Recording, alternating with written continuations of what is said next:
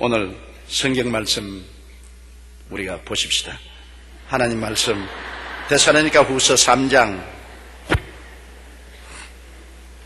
데살로니가 전서 3장 14절 우리 다 같이 읽으십시다. 누가 이 편지에 한 우리 말을 순종하지 아니하거든 그 사람을 지목하여 사귀지 말고 그로 하여금 부끄럽게 하라. 바울 선생이 편지를 낸 것은 데살로니가 교인들이 다 예수 잘 믿고 주 안에서 성장했다가 천당 가기 위해서 편지를 쓴 것입니다. 천당 가는 안내서인 것입니다. 그런데 바울 선생이 그들에게 편지를 써서 권면을 하는데 이것을 순종하지 않고 거역을 하면은 문제가 보통 문제가 아닌 것입니다. 여러분, 부모가 자식 기를 때 제일 어려운 것이 자식들이 불순종하는 것이 제일 어렵습니다. 저기도 많은 편지가 오는데 우리 아들이 혹은 우리 딸이 그렇게 말 잘 듣고 순종 잘하던 애가 고등학교 들어감으로부터 시작해서 반발을 한다는 것입니다. 막 어머니에게 반역하고 달라들고 어머니가 미워서 때리려고 하면 힘이 있어가지고 때리지도 못한대요. 어머니 손을 딱 잡고 왜 이래요? 왜 이래요? 그럼 때리지도 못한대요. 왜 이랬습니까? 그런 편지가 내게 오는데요. 자녀들을 기를 때도 어릴 때 못되게 굴고 좀 초등학교 다닐 때 좀 순종하는 척 하다가 벌써 중고등학교 되면은 사춘기가 되어서 부모에게 반발합니다. 순종하지 않기 때문에 자식 기르기가 굉장히 힘이 드는 것입니다. 자식들을 잘 순종하게 기르려면 교회 내 보내는 게 제일 좋습니다. 교회 와서 교회 학교에서 충실히 하나님을 알고 하나님을 섬기고 그 양심에 하나님이 같이 계신다는 것을 알 때 부모 말을 또 순종하지, 마음에 두려운 자가 없으면 순종하지 않아요. 요사이 젊은이들이 가장 큰 문제는 두려워하는 자가 없습니다. 옛날에 우리 자랄 때는 아버지가 엄청 무서웠어요. 어머니가 우리 키우기 좋았어요. 조금만 하면 아버지에게 일러준다 그런 거예요. 아버지에게 일러준다는 막 움츠려서 꼼짝도 못하죠. 그러나 요사이는 아버지 겁내는 애들 아무도 없어요. 아버지도 겁안나고 엄마도 겁안나고, 그러니 두려워하는 자가 없으므로 교육하기가 얼마나 힘이 듭니까?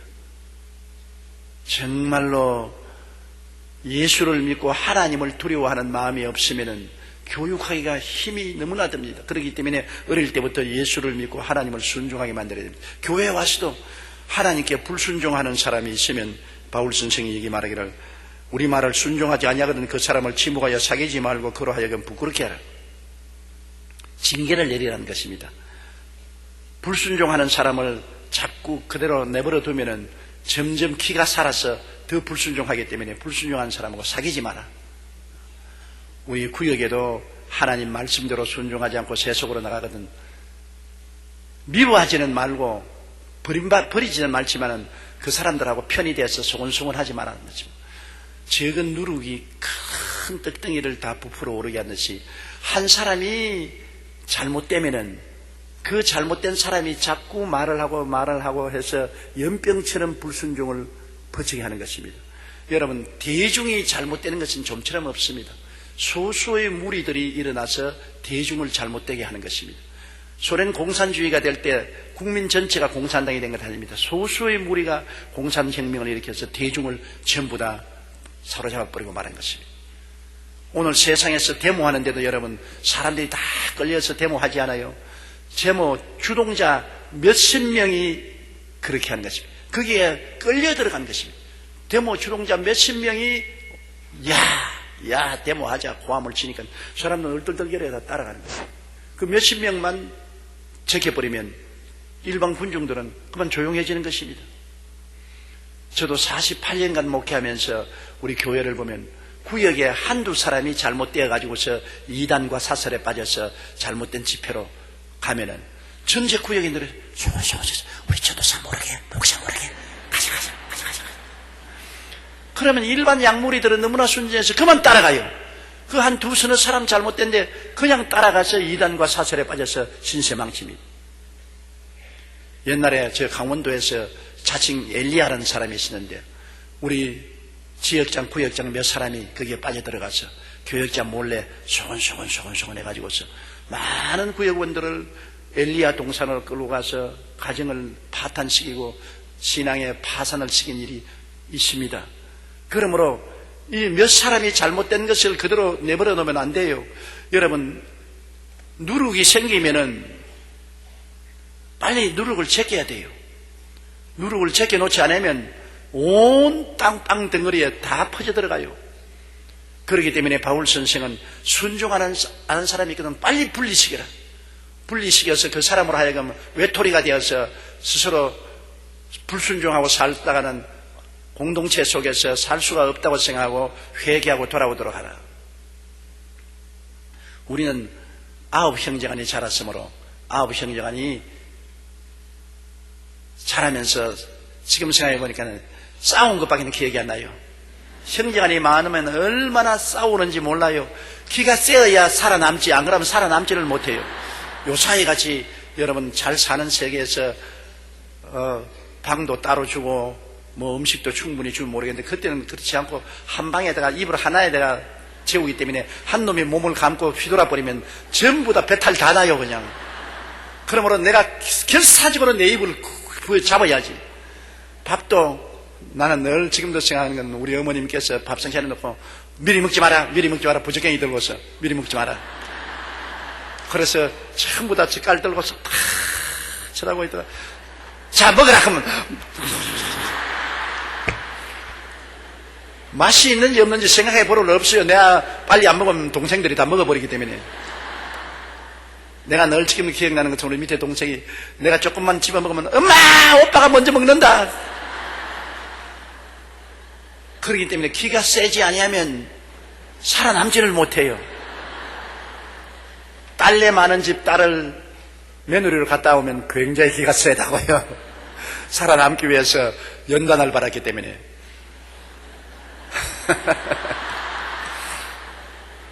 그런데 그 중에 부모를 불순종하고 잘못한 놈이 한 놈 생기면은 어머님이 하는 게 쟤에게는 사귀지 마라.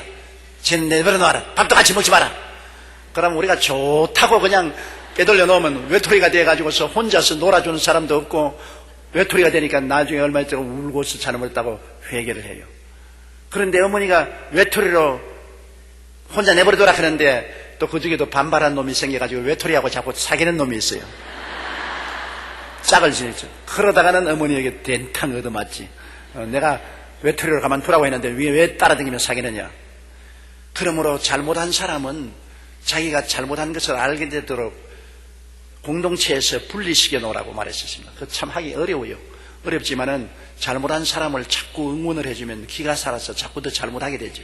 잘못한 것을 깨닫도록 공동체에서 분리시켜 놓으면 자기 잘못을 깨닫게 된다는 것입니다. 그러므로 성경에는 이 편지에 우리말을 순종하지 아니하거든 사람을 지목하여 사귀지 말고 부끄럽게 만들라고 했습니다. 스스로 부끄럽게 만든다. 하늘나라는 여러분 순종을 해야 갑니다. 하늘나라는 아버지 하나님 우리 주 예수 그리스도 성령의 인도를 순종해야 되고 또 양무리를 인도하는 주의 종을 순종해야 되는 것입니다. 주의 종은 일생을 바쳐서 하나님의 백성들을 인도하고 양무리를 치기 위해서 나온 사람이기 때문에 자기가 아는 한 최선을 다해서 양무리를 좋은 생명의 길로 이끌려고 하는 것입니다. 그런데 자꾸 주의 종에게 불순종하고 반항하면 양무리를 이끌 수가 없어요. 한 번은 미국의 에베레스트 산을 정복하기 위하여 고도의 훈련을 받은 대원들이 네팔에 모였습니다. 네팔에 가니까 셀파라는 네팔의 안내인이 옷도 구시구시하고 이물도 새카맣고 잘못한 사람이 땅달방한 사람이 여러분 나를 순종하세요. 나를 따르면은 저 산 꼭대기에 올라가지만은 나를 따르지 않으면은 못 올라가니까 다른 대원들이 저게 꼬락서니도 못생긴 게 우리는 고도의 전문가로서 에베레스트에 올라오려고 몇 년을 고도의 훈련을 받은 사람인데 전문적인 지식을 가지고 우리를 내버리고 자기를 따르라니. 그래서 안 따랐습니다. 그러나 거기에 미국 사람 한 사람이 그를 따랐어요. 그 사람 이름이 짐 위테이크라는 사람인데 나는 정상에 꼭 올라가고 싶습니다. 당신이 하라는 대로 최선을 다하겠습니다. 왜냐? 그 사람은 알았습니다. 이 셀파는 평생을 에베레스트 산 밑에서 안내를 했기 때문에 어느 곳이 높고 낮고 바위가 있고 위험하고 어느 눈새타가 어려운지 다 알거든요. 다른 대원들은 자기들이 전문 지식이 있다고 셀파를 무시하고 순종하지 않고 자기들 길로 갔습니다. 중간에 조난을 당하고 못 올라갔습니다. 그러나 짐 휘테이크는 미국 사람으로서 처음 에베레스트 산 정복을 했습니다. 왜냐하면 이 셀파를 따라서 순종했기 때문인 것입니다. 길을 아는 사람을 따라가야 돼요. 내가 어릴 때 우리 동리에 그 아버지 이름이 별자인데 그 가족들도 전부 나오면 하면 별자네가 왔다. 애들만 지나가도 별자다. 별자는 별한 사람이란 말입니다. 별한 사람. 뭐 어떻게 장군이 돼서 별 바른 사람 아니고요. 별난 짓 하는. 그 왜냐하면 옛날에 우리 어릴 때는 봄이 되면 산나물 캐러 갑니다. 나무를 캐야 그 나무를 죽을 끓여 먹으니까 동리 사람들이 다 산에 가서 며칠을 산에서 먹고 자면서 나무를 잔뜩 캐가지고서 어깨에 걸머지고 지게에 걸머지고 옵니다. 그래 나 산에 올라가서 나무를 잔뜩 캐고 내려오는데 안내원이 그 산에서 이렇게 내려오는데 그 별자네 아버지가 아니 나는 안내원 따라갈 필요 없다. 나는 내가 지름길로 간다고. 자기는 다른 사람들 제껴놓고 자기 마음대로 길을 갔습니다. 다른 사람들은 다 안내원을 따라서 돌림길을 걸었지만은 집에 내려와서 그 나무를 전부 말립니다. 대단해요. 끄적대기 깔아놓고 나무를 쫙 그때 끄적대기 얹어놓고 이제 골르지요. 먹을 만한 나무를 전부 다 고르고 있는데 아니 나무를 고르고 있어도 며칠이라도 이 사람 별자는 안 내려오는 겁니다.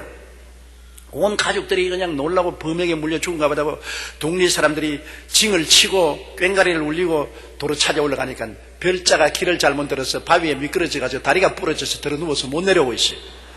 그래서 들것을 만들어서 짊어지고 내려왔습니다. 그때부터 그 사람 이름을 별자라고 붙였습니다. 자기 맘대로 별난 짓 한다고. 오늘날 우리 별자가 되면 안 돼요. 순종을 해야 돼요. 아는 길 아는 사람에게 순종을 해야 돼요. 그런데 하늘나라 길은 누가 안내하느냐? 성령이 안내하는 것입니다. 예수님께서 말씀하기를 내가 너희를 고아와 같이 버려주지 않고 성령을 보내겠다고 말한 것입니다.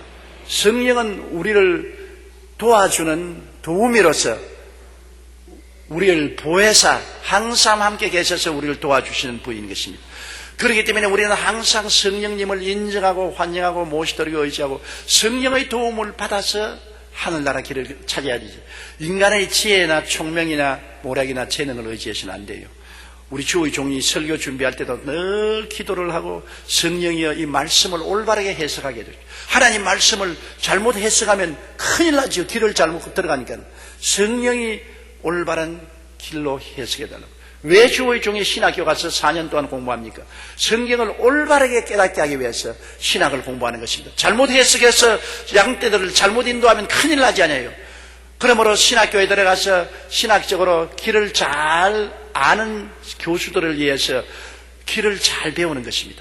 올바른 길을 배워가지고서 그래서 약무리를 인도하죠. 신학교를 공부하지 않고 나는 뭐 신학 같은 거 필요 없다 내 마음대로 한다고. 그러면 길을 잘못 들을 가능성이 많고 자기도 길을 모르니까 약무리를 잘못 길로 인도해서 이단 사설에 빠져서 홍역을 치르게 하죠. 그러므로 꼭 신학 교육은 필요하고 성령님의 인도가 절실히 필요한 것입니다. 이러므로 순종이 제사보다 낫다고 꼭 순종해야 우리 하늘까지 올라갈 수가 있는 것입니다. 15절요. 그러나 원수와 같이 생각하지 말고 형제같이 권면하라. 우리 공동체에서 분리를 시키더라도 원수같이 미워하지 말고 형제같이 불쌍히 여겨서 권면하라고. 너 그러지 마라. 왜 그렇게 잘못된 길로 들어가느냐. 바른 길로 들어가느냐. 그렇게 권면을 하고 잘 돌봐주라는 것입니다. 우리 16절을 보십시다. 평강의 주께서 친히 때마다 일마다 너희에게 평강을 주시고 주께서 너희 모든 사람과 함께 하시기를 원하노라. 평강, 마음의 평화하고 마음의 건강인 것입니다. 이 세상에 가장 큰 축복이 마음의 평화와 마음의 건강인 것입니다. 마음의 평화가 없으면 여러분 행복하지 않습니다. 아무리 돈이 많아도 마음의 평안이 없으면 그 돈 아무 소용없어요. 돈이 돌덩어리보다 못합니다. 아무리 지위가 높고 권세가 많아도 평화가 없으면 행복이 없습니다. 부귀영화가 평화 없이 부귀영화가 무슨 소용이 있어요? 마음의 평화가 행복의 제일 조건인 것입니다. 마음의 평안해야 돼요.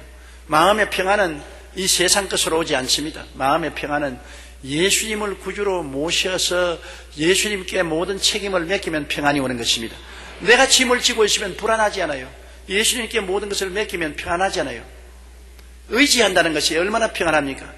나는 지금도 생각하면 우리 어머님이 옛날에 밤중에 화장실에 가려면은 집에서 화장실이 굉장히 멉니다. 옛날에는 사돈집하고 화장실은 멀면 멀수록 좋다. 그렇게 말했는데 화장실이 굉장히 멀어요. 어머님이 밤중에 화장실에 가고 싶으면 꼭 저는 나를 깨운다고요. 용기야 엄마 화장실 간지 좀 따라와. 사실은 내가 호랭이가 나오든지 사나운 짐승이 나오면 더 긁어치지 도움이 안 돼요. 내가 6, 7살짜리 내가 무슨 도움이 돼요. 그런데도 불구하고 어머님이 꼭 나를 의지하려고 나 화장실 가는데 너 좀 따라오너라. 그러면 나는 얼씨구나 줬다고 밤에 눈 감으라 돈. 공짜가 어디 있어요. 어머니가 화장실 가는데 내가 밤중에 내가 안 자고 깨어나면 눈깔 사탕 먹을 돈 받아야지. 엄마 돈. 그럼 엄마가 그래 내가 집에 줄게 꼭 줘야 돼. 그래 따라가서 어머니 화장실에 들어가면 밖에 오그리고 이러시면 엄마가 화장실에 들어가서 꼭 나오면서 용기야 거기 있냐? 엄마 여기 있어 빨리 와.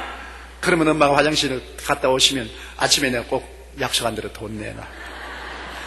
그래서 어머니 화장실 가기로만 기다린다고. 돈을 좀 벌어야 과자를 사 먹을 것인데 어머니가 화장실을 안 가시면 돈을 내가 벌 수가 없어요. 나같이 어린아이도 어머니가 의지를 하면 마음이 불안한 것이 편안하다고요. 그러니 사람이 의지한다는 것이 얼마나 좋은지 몰라요. 나이가 늙으면은 부부간에 서로 오래 함께 살아야 될 것이, 왜냐하면 젊을 때는 육정으로 살고 그 다음에는 인정으로 살고 나중에는 서로 동정해 줄 사람이 있어야 되는 것입니다. 서로 곁에 있어야 체온을 느껴야 마음에 불안하지 않습니다. 늙으면 혼자 살면 굉장히 불안해요. 굉장히 불안해요. 이제 한 가지 같이 살면 좀 복잡하고 괴로운 것이 있어요. 코 고는 것. 늙으면 꼭 코를 골거든. 와릉와릉 곁하면 이건 잠을 잘 수가 없어요. 그렇기 때문에 빨리 코 골기 전에 미리 자야지. 늦게 자다가는 코 골기 때문에 못 자. 그건 불편하지요. 콜고는 불편하지만 그러나 꼭 곁에 사람이 있어야 마음이 든든하고 마음이 훈훈하는 것입니다. 그 외롭게 혼자 사는 것이 참 좋지가 않아요. 요새 젊은이들은 결혼을 안 해요. 왜 결혼하냐? 결혼하라고 하면 아이고 결혼하면 남편 자꾸 간섭하고 아내 어디 갔다 왔느냐, 몇 시에 왜 들어오지 않느냐, 뭐냐 간섭하니 혼자서 돈 벌어서 깨끗하게 살면 좋다. 혼자 사는 거 젊을 때는 좋지요. 젊을 때는 진짜 좋아요. 나 같은 봐도 혼자 살면 젊을 때는 혼자 살겠어요. 그러나 나이 늙으면은 정말로 외롭습니다. 정말로 같이 있는 도운 사람이 절실히 필요하지요. 그런데 하나님이 같이 계시면 이야말로 대박이 터졌지. 왔다지요. 사람을 의지해도 마음이 편안하고 개를 의지해도 마음이 편안한데 더구나 하나님이 우리와 같이 계시니 그 하나님이 평강의 하나님이십니다. 우리를 사랑하고 하나님 자체가 평강의 하나님이니 우리에게 평화와 마음의 건강을 주시는 하나님이 우리와 같이 계시니 편안하지요. 예전에 소련의 유명한 문호요 부자였던 톨스토이가 소설가로 또 부호로 명사로 이름이 높았지만 마음이 늘 편안하지 못했어요. 죄책이 마음에 있고 불안하고 고통스러운데 하루는 시골길을 가는데 농부가 노래를 부르면서 일을 하는데 그렇게 평화스럽게 보여요. 그래서 노인장 한 가지 묻습니다. 당신 보니까 노동하는 사람으로서 별로 수입도 많지 않고 중노동을 하고 살면서도 왜 그렇게 평안하고 즐겁습니까? 그러니까 여보 나는 예수님이 마음속에 있어. 예수님께 기도하고 내 짐을 다 맡기고 예수님과 함께 노동하니 이렇게 마음이 편안하다고. 톨스토이가 거기에 크게 느꼈습니다. 그 농부보다도 월등하게 교육도 많이 받고 학문도 많고 유명한 소설가고 지위도 있고 명예도 있고 돈도 있는 사람이지만 그 겸허한 농부가 마음에 가지고 있는 평화가 돈이나 지위나 명예를 주고 바꿀 수 없는 귀중한 것이었습니다. 그래서 톨스토이가 그때로부터 진실로 성경을 읽기 시작하고 회개하고 예수님을 발견하게 되고 예수를 믿고 의지하고 비로소 자기 마음속에 참 평안을 얻었다는 것입니다. 참 평안은 예수님과 만남으로 얻을 수가 있는 것입니다. 예수님 근처에 구경만 해서는 안 되는 것입니다. 예수님을 나의 구주로 모시고 예수님께 내 일생을 맡겨버리면 예수님이 나를 책임져 주시는데 하늘과 땅을 지으신 예수님이 나를 책임져 주시는데 내가 왜 평안하네요? 하나님을 사랑하는 자 곧 그 뜻대로 부르심을 입은 자들에게는 모든 것이 합력하여 선을 이루나니라. 주님이 책임지어서 선을 이루어 주실 것이니 주님께 의지하고 나가면 평강을 얻을 수 있는 것입니다. 그러므로 바울 선생은 여기 말하기를 평강의 주님께서 친히 때마다 일마다 너에게 평강을 주신다. 때마다 일마다 주님께 책임을 맡기고 의지하니 주님께서 마음의 평강을 주시고, 또 평강을 얻은 한 사람이 두 사람이 되면 더 평안하고 세 사람이 되면 더 평안하고, 평안을 가진 사람이 뭉칠수록 평안의 불길은 더 타오르기 시작하는 것입니다. 기독교 신앙은 공동체 신앙입니다. 혼자 믿는 것이 아니라 항상 두세 사람이 내 이름으로 모인 곳에 나도 너희와 같이 있다. 공동체 신앙입니다. 그러므로 한 사람이 평강을 얻으면 두 사람, 세 사람이 함께 평강을 얻게 되고 평강은 넘쳐나게 되는 것입니다. 17절요. 나 바울은 친필로 문안하노니 이는 편지마다 표시로서 이렇게 쓰노라. 바울 선생은 하도 험한 삶을 살았습니다. 요사이 같이 비행기를 타고 자동차를 타고 선교 여행을 해도 굉장히 괴로워요. 제가 근 30년 동안 선교 여행을 했기 때문에 엄청나게 괴로워요. 지금은 선교 여행 가라 하면 겁이 나요. 엄청나게 시차도 맞지 않고 잠자리도 달라지고 환경도 다르고 또 거기에다가 복음을 전가해야 될 무시무시한 정신적인 압박, 마음의 부담이 있고 피땀을 흘리게 되는 것이 선교여행인 것입니다. 근데 그 당시에는 비행기도 없고 차도 없고 걸어 다녀야 되고 돛담배 타고 풍랑을 만나고 배도 파손되기도 하고 위험이 많습니다. 그런 가운데 헐벗고 굶주리고 고생을 많이 하고, 또 바울은 엄청나게 매도 많이 맞고 감옥에도 많이 들어가고 고통을 당하기 때문에 나이 늙어서 몸이 쇠약해졌습니다. 더구나 더 눈이 어두워지고 손이 떨려서 글을 잘 쓸 수가 없었어요. 바울의 연로하실 때는 전부 글을, 편지를 제자들이 대필 했습니다. 바울이 입으로 구술하면 대필을 하고 사인만 자기가 하는데 바울이 손이 떨리니까 사인도 올바르게 못하고 덜덜덜 떨면서 사인을 했죠. 그러나 그것이 표적이 되었습니다. 많은 사람들이 바울을 흉내내어서 자기들이 바울이라면서 가짜 편지를 써서 보내어서 잘못 인도하기 때문에 바울이 꼭 편지를 쓰고 난 다음 내 편지는 내 사인이 있다. 내 특수한 사인을 보고 이게 내가 편지한 것을 알라고 그렇게 말한 것입니다. 가짜를 믿지 말고 진짜를 따라가라. 진짜가 있으면 가짜가 꼭 있습니다. 여러분, 돈도 가짜 돈이 있지 않아요. 진짜 돈이 있기 때문에 그거를 흉내내는 가짜 돈이 있고, 더구나 명품, 요사이 길거리에 다니면서 젊은 애들 명품이라고 차고 다니는데 다 가짜예요. 진짜 명품은 얼마나 돈이 비싸다고요. 하나에 수백만 원씩 하는 걸 어떻게 젊은 애들이 차고 다녀요. 그 요구가 있기 때문에 그 명품을 가짜로 만들어 가지고서 값싸게 팔아서 걸머쥐고 다니지. 그렇기 때문에 복음이 얼마나 귀하고 귀한 복음 아닙니까? 그렇기 때문에 가짜가 많아요. 목사도 가짜 목사가 많고, 주의 종도 가짜 주의 종도 많고, 복음도 가짜 복음이 많아요. 조심해야 돼요. 정말로 우리 영혼의 문제이기 때문에 우리는 정식적인 교파와 인정된 교회에 등록해서 교인이 돼야지, 뜨돌이 교파도 없고 인정도 못 받지만 사람이 나 특별한 계시 받았다고 나같이 외치는데 따라다녔다가는 배가 망신하기 딱 좋습니다. 18절요. 우리 주 예수 그리스도의 은혜가 너희 무리에게 있을지어다. 은혜는 예수 그리스도로 말미암아 오는 것입니다. 은혜는 하늘에서 내려오는 단비와 같습니다. 은혜가 우리에게 쏟아져서, 은혜는 우리에게 없는 것입니다. 사람에게는 없는 것입니다. 은혜는 향수와 같습니다. 주님 이름으로 기도할 때 성령으로 우리에게 은혜를 주시면, 은혜가 오면 마음에 기쁨의 은혜도 오고, 평안의 은혜도 오고, 기도하는 은혜도 오고, 담대해지는 은혜도 오고, 약할 때 강하게 하는 은혜도 오고, 실패할 때 축복하는 은혜도 오고, 못 참을 때 참게 하는 은혜도 오고, 은혜는 하나님 아버지께로부터 예수 그리스도를 통해서 우리에게 하늘에부터 빛처럼 내려 쏟아지는 것입니다. 은혜가 얼마나 좋은지 몰라요. 은혜가 오면은 우리가 변화를 받습니다. 은혜가 없을 때는 전부 비한 땅같이 쩍쩍 갈라지고 정말 살벌하고 황폐한데, 은혜가 오면은 땅이 부드러워지는 것처럼 푹신푹신 해지고 모든 오곡백과가 무르익는 것처럼, 은혜가 오면은 우리 인격이 변화가 되어요. 은혜가 오면은 믿음, 소망, 사랑의 평강, 희락이 넘쳐나고 믿음, 소망, 사랑 속에서 우리가 아름다운 삶을 살 수 있습니다. 예수님의 은혜가 얼마나 좋은지요. 저는 그것을 왜 느끼냐면 하나님 말씀을 증거할 때 하나님께 간절히 기도하는 것은 하나님 오늘 강단에 설 때 은혜가 와 주시옵소서. 성령으로 은혜가 나를 붙잡아 주시옵소서.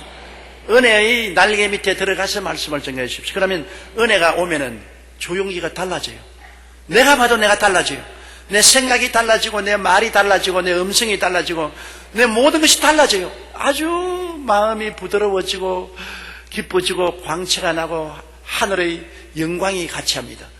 그러나 미처 그런 은혜를 받을 기도를 못하고 그냥 대략 준비해서 나오면 준비는 잘했지요. 신학적으로 문학적으로 설교학적으로 준비는 잘해 나왔어도 은혜가 없습니다. 은혜가 없으면 마음이 쩍쩍 갈라진 땅같이 되어서 아예 그냥 마음의 목소리도 갈라지고 마음도 갈라지고 음성도 갈라지고 생각도 어지럽고 도무지 하나님 말씀이 증거되지 않은 고통을 느끼는 것입니다. 은혜가 없으면 그렇게 돼요. 찬송을 부를 때도 그렇지 않습니까? 은혜가 오면은 마음이 굉장히 부드러워지고 좋아지지 않습니까? 은혜가 오면은 마음이 촉촉한 비를 만난 것처럼 좋는데 은혜가 없고 딱딱하면 목에 새소리가 나오고 찬송도 안 나오고 오히려 고통스럽는 것입니다. 설교를 들을 때 하나님의 은혜가 오면은 마음이 부드러워지고 마음이 부드러워지면 몸도 부드러워지는 것입니다. 은혜를 받으면 부드러워져요. 내가 늘 그런 그 말 하지 않습니까?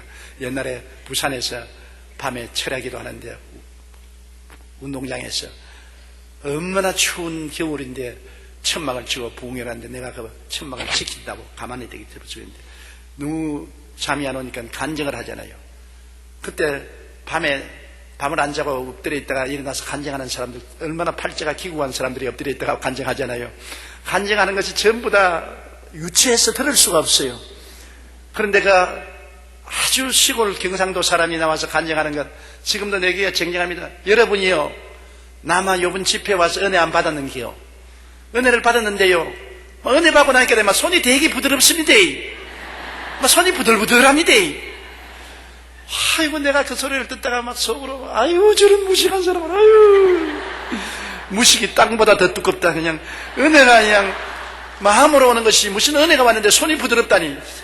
그러다 계속해서 말하는데 손도 부드럽고요, 막 얼굴도 만지면 부들부들하단게요. 막 부들부들하고 막 얼마나 좋은지 모르는 게 뭐래 심리다. 은혜 받아 있어, 은혜 받아 있어. 내가 젊을 때니까 몰랐어. 너 같은 은혜 안 받는다 나는. 아이고 무식하다. 그랬는데 제가 주의 종이 되고 하나님 말씀을 증거하다가 보니까 와, 은혜가 오니까 마음도 부드러워지고 손도 부들부들. 손이 부드러워져요. 얼굴도 만지면 부들부들. 이 나이를 먹으면 여러분 손이 뻣뻣해지지 않습니까? 어린애들은 부들부들하지만은 이 나이 늙은 우리 형제 자매 여러분 손이 다 뻣뻣하지 않아요. 손이 뻣뻣해. 은혜를 받으면 나긋나긋해져요. 이런 나긋나긋 부들부들. 나는 그때마다 그 경상도 촌놈이 생각이 나요. 와, 그분이 신학도 모르고 철학도 모르고 과학도 모르는 무식한 사람이었지만은 진짜로 하늘나라에는 달통한 사람이었구나. 은혜를 받았어. 부드러워졌다. 정말로 부드러워져야 돼요. 은혜를 받아서 인품도 부드러워져야 되고 말도 부드러워지고 표정도 부드러워져야 되고 행동도 부드러워져야 되고 몸도 부드러워져야 돼요. 그래서 은혜 받은 사람하고 살아야 돼요. 남편도 은혜 받아야 돼요. 아내도 은혜 받아야 되고요. 성도도 은혜 받아야 돼요. 그래야 부들부들해야지 뼈가 부딪히는 딱딱한 소리가 안 나는 것입니다. 은혜 안 받으면 뼈가 부딪히서 그래서 딱딱하게 부딪히기만 하면 아이고 아파라. 왜 이렇게 아프냐 물러가라. 은혜가 부딪히면 부들부들 푹신 이렇게 좋은 것입니다. 그런데 이 은혜가 예수 그리스도를 통해서 하늘에서 쏟아지는 것입니다. 우리가 하나님께 기도하면 하나님은 언제나 우리에게 은혜를 주어서 이 살벌한 세계를 살아갈 수 있는 힘을 주시는 것입니다. 은혜가 없이는 살아갈 수가 없어요. 은혜가 있어야 이 살벌한 세상에서 평안을 가지고 미움이 꽉 들어찬 곳에 사랑을 가지고 슬픔이 있는 곳에 기쁨을 가지고 불안이 있는 곳에 평안을 가지고 고통이 있는 곳에 마음의 안심을 가지고 살 수가 있는 것입니다. 은혜, 이것은 예수 믿는 사람들만이 가질 수 있는 특권인 것입니다. 안 믿는 사람에게 은혜는 안 와요. 만나가 이스라엘 백성들에게만 임한 것처럼 은혜는 예수 믿는 사람에게만 임하는 것입니다. 예수 믿고 하나님께 순종하고 기도하고 찬양하는 사람에게는 매일 은혜가 임하는 것입니다. 그러므로 이스라엘 백성이 매일 아침에 만나를 거둔 것처럼 여러분 매일 아침에 하나님께 기도드림으로 은혜를 거두시기 바랍니다. 은혜는 매일 주시는 것입니다. 하나님은 은혜를 여러분이 말씀을 읽고 기도하면 만나를 거두듯이 은혜를 늘 받아서 그날 일용할 은혜를 받아서 은혜 가운데 살아갈 수가 있는 것입니다. 은혜 없이 사는 신앙생활에는 생지옥인 것입니다. 은혜 없이 세상에 사는 것은 고달프고 괴로운 것입니다. 그러나 이 땅을 천국으로 만들고 살만한 곳으로 만드는 것은 은혜의 만나를 받아 먹어서 그렇게 되는 것입니다. 은혜의 만나는 특정한 사람에게만 주는 것이 아닙니다. 이스라엘 백성 모든 사람에게 만나를 주신 것처럼 예수 믿는 모든 사람이 주님을 기대하고 나가서 엎드려 기도하면 은혜를 받게 되는 것입니다.